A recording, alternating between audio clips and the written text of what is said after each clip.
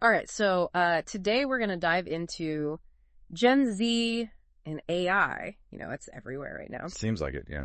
But we've got this report from EY. Oh, yeah, I saw that. It's based on a global survey, like over 5,000 Gen Zers. Wow. And it's really fascinating look at, you know, how they think about AI and how they're using it. Definitely not just hype anymore. This report really gets into it. Yeah. And it's not just like, you know, a surface level thing either. It's like how they use AI every day, how well they actually get the technology. Yeah, the details. Yeah.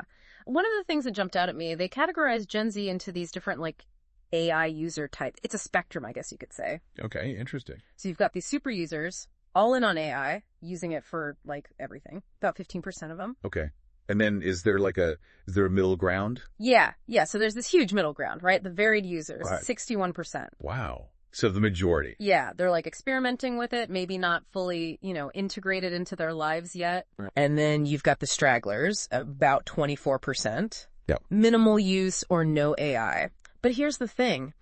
Regardless of which category, almost all of Gen Z is interacting with AI in some way. Yeah, that's what I found so interesting, too. It's like they're not waiting for permission or instruction, you know? Right. They're just figuring it out. It's like part of their world, like using a smartphone. Like, it's just there. Totally. And the report has these specific examples of how they're using it, too. Everything from, like, editing photos and videos, doing research for school or work, even, like, brainstorming ideas for creative projects. I even saw some stuff in there about using it to learn new topics, right? Yeah. Both for work and personal interests. Yeah. So it's not just about getting work done, it's about expanding their knowledge. Right. It really makes you think about, like, how this generation is blending work, education, their personal interests, you know? Yeah, it's all blurring together. And it's in a way that, like, we never could have. Totally. And that actually reminds me of another point the report made about school versus work. Right? Oh, yeah. There's this tension there. It's a big one, yeah. Because almost half of the respondents thought that their teachers would actually discourage them from using AI for certain tasks. Right. But then when you ask them about their employers, only 15% felt like they would be discouraged. It's a huge difference. It's like they think employers are more open to it. Right. And I guess it makes sense, right? Yeah. Because employers are, you know, focused on efficiency, on productivity. Yeah. And maybe educators are approaching AI more cautiously because they're worried about how it impacts learning. Right. Do you think we're, like, heading toward a future where the workplace is actually more advanced with AI than education is? It's definitely something to watch. I mean, that disconnect could have real implications for how this generation actually uses AI. Yeah, for sure. But before we get too far ahead of ourselves, let's get back to the report. Okay. Because they really put Gen Z's AI knowledge to the test. Like, how AI literate are they, really? They looked at 3 main areas. So, understanding how AI works, using it effectively, and then the big one, evaluating AI's limits and potential risks. What they find, where's Gen Z strong, and where do they need a little help? Well, with understanding how AI works, they did pretty well. They can identify tasks and products that already use AI, like those chatbots that are everywhere. So they get that it's already out there, working behind the scenes in a lot of ways. Right. But then how about the actual using AI part? That's where the scores start to go down a bit. One area they struggled with was prompt engineering. Basically, you know, knowing how to ask AI the right questions to get good results. Well, that makes sense. Because I think a lot of people, like even myself, you know, we think using AI is just about typing in a question. Right. But it's way more than that, right? It is. It's not just about knowing what it is. It's about knowing how to, like, communicate with it effectively. Right. It's like a whole new language almost. Yeah, you have to be fluent in AI, basically. Exactly. And it takes practice. So it's not enough to just know AI exists, right? You got to actually know how to use it. But the report found Gen Z could use some help with that prompt engineering thing. Right. Is there like a good, like, real world example of where they struggled? Well, they talked about these image generation tools, you know, the ones where you describe something and the AI tries to create a picture. So let's say you ask for like a picture of a cat in a basket. Okay. But the results are kind of generic, not quite what you had in mind. Yeah, I've played with those. Sometimes it just doesn't get it, you know? Right. And that's where prompt engineering comes in. It's all about being more specific, more descriptive. Okay, so instead of cat in a basket, you'd say? You might say, like, a fluffy Persian cat curled up asleep in a wicker basket, bathed in warm sunlight with a dreamy, peaceful vibe. So it's like painting a picture with words, almost. The more detail, the better. Exactly. The AI needs that extra information to really understand what you want. Right. And that's a skill that needs practice. So it's like learning a new language. Exactly. Okay. So we've covered understanding AI, using it. But what about that third area, evaluating its limits and risks? Yeah, that's a big one. And honestly, this is where the report kind of worried me. Oh, really? Yeah, Gen Z scored lowest in this area. Yeah. It's like, do they really understand that AI isn't perfect? It can make mistakes. Yeah. It's not magic, right? Right. And those mistakes can have real consequences in the real world, especially because these kids are growing up surrounded by AI, you know, right. everywhere. So they really got to grasp that you can't always trust AI to give you the truth. Right, because it can sound so confident. Exactly. But it might be making stuff up. Right. And the report mentioned Gen Z had trouble with those questions, about AI fabricating information. Yeah. It's like a game of telephone, almost. The message can get distorted along the way. Right, right. So those critical thinking skills are more important than ever. Absolutely. Being able to question what AI tells you, cross-check the information, watch out for biases, that's crucial. Okay, so yeah, we got to work on that AI literacy, especially the critical thinking part. But there's another thing I noticed in the report. Okay. There's this gap between how much Gen Z thinks they know about AI and their actual scores on the tests. Oh, they're a little overconfident. Yeah, like maybe a little too confident. Well, I think we're all guilty of that sometimes. We overestimate our understanding of tech, especially when it's something we use a lot, like on our phones. Right, it feels familiar. Exactly. But that overconfidence can be dangerous. We end up blindly trusting AI without questioning it. So we think we're in control, but maybe not really. Right. And that's why this report is such a good reminder. We all got to be a bit more skeptical. We got to keep learning. For sure.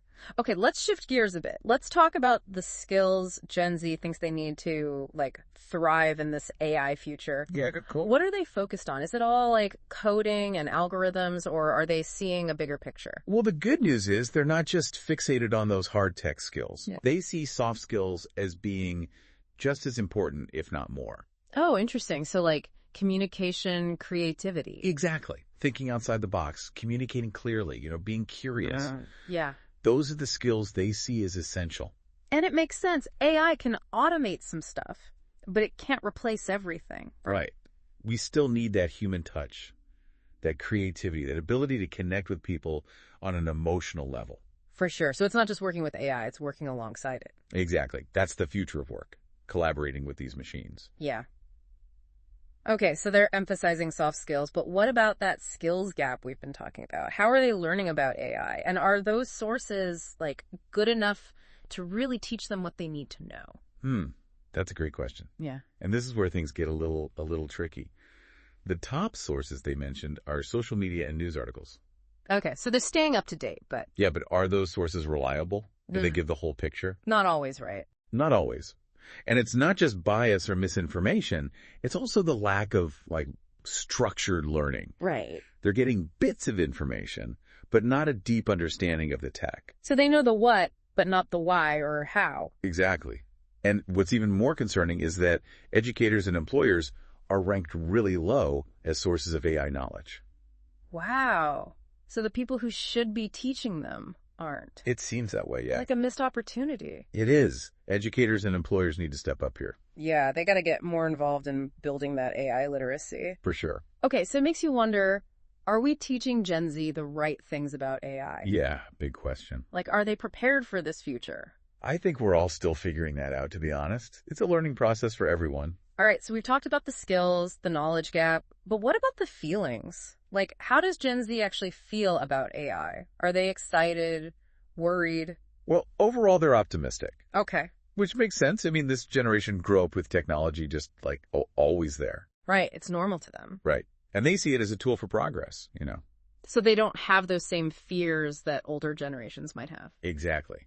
But here's the thing. That optimism is linked to how much they think they know about AI, which we know might be a bit inflated. Oh, so the more they think they know, the more positive they are, which, again, makes you wonder if we're all a little too confident about this whole thing. Right. Sometimes admitting what we don't know is the first step to truly understanding something. Yeah, humility is important with this stuff. It's powerful. but complex. For sure. But it's not all, sunshine and roses. Right. The report did find some differences between regions in terms of how much they trust AI. Oh, really? Yeah. Yeah. So, for example, Gen Z in the Middle East, Africa, India, they're the most trusting. Interesting. What about North America? We're actually the least trusting. Wow, that's surprising. Why do you think that is? Hard to say for sure. Could be cultural factors, government policies, Yeah. what they see in the media. It's complicated. Yeah, I bet the way AI is portrayed in movies and stuff has a big impact. Absolutely. But no matter where they are, there are some things Gen Z is really positive about. Like, they see AI as this tool that can help them learn faster, do better at work and school. Right. It can personalize things, make things easier. Exactly. But of course, we got to talk about the downsides too. Yeah, we can't ignore those. The report gets into that as well. Right, because the big concerns are still there, right? Job displacement, bias in algorithms. Yeah, they're all valid concerns. The spread of misinformation is scary stuff. It is. And the report acknowledges that, while AI has huge potential, there are risks we got to deal with. Okay, so it's a mixed bag. Optimism and concern. Which makes sense because this tech is changing so fast. Yeah, we're all kind of figuring it out as we go. So what about the future then? What does the report say about what's coming next? Well, one thing's for sure. AI use is only going to increase, especially in the workplace. The question is, are we ready for that? Are we preparing this generation for a world where AI is everywhere? That's a good question because it's not just about using it. It's about living and working with it. Right. In a way that actually benefits everyone. Exactly. It's like we need, a guidebook or at least some ground rules for dealing with this AI revolution. Yeah. Because we've talked about the skills gap, the jobs, ethics, all that. It's a lot. It is. The report actually calls it an AI just transition. Oh, yeah. So, how do we move towards a world where AI is integrated everywhere, but everyone benefits, not just, a few people? Right. So it's not just adopting the tech, it's making sure it's used fairly. Exactly. But what does that actually look like? AI just transition. That's it. It's a pretty big idea. It is. And there's not a simple answer.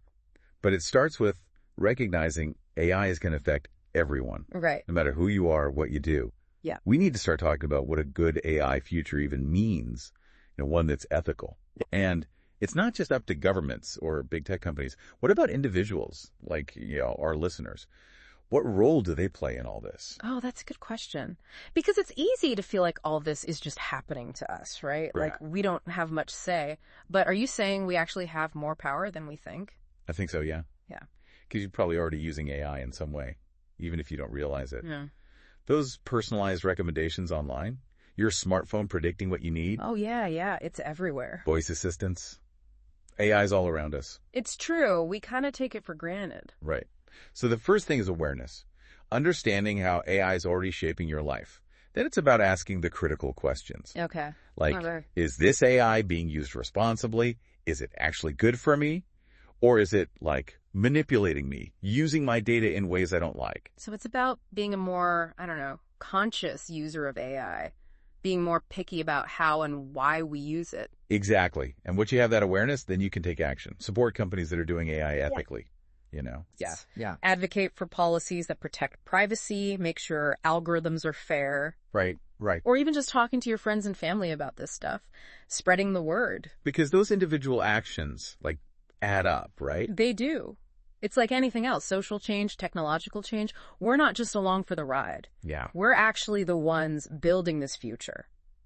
Which brings us back to Gen Z. Yeah. Because they're the ones who are going to be living in that future, right? Right. What does the report say about what they expect? Well, they basically expect to use AI even more in the next few years. Okay. Especially at work.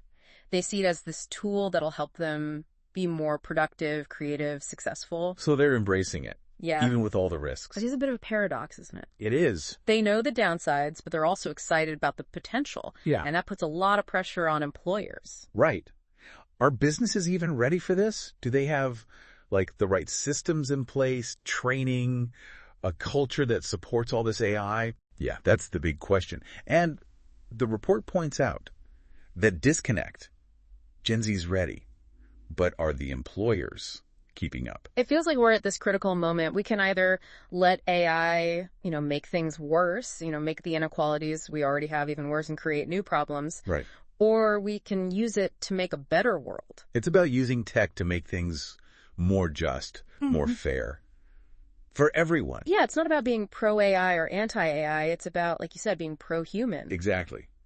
We've got to serve us, not the other way around. Okay, so we've got a lot of work to do. Yeah, we do. But it also sounds like there's a lot of hope, especially if we can, like, tap into Gen Z's energy and their willingness to try new things and use that to build, a good AI future. Absolutely. And this report, it's a call to action. Yeah. It's a reminder that we all have a part to play in making sure this technology is used for the right reasons. All right, so that's it for today's deep dive. Hopefully this gave you a better sense of how Gen Z is thinking about and using AI. And even more importantly, I hope it made you think about what role you can play in all this. Definitely.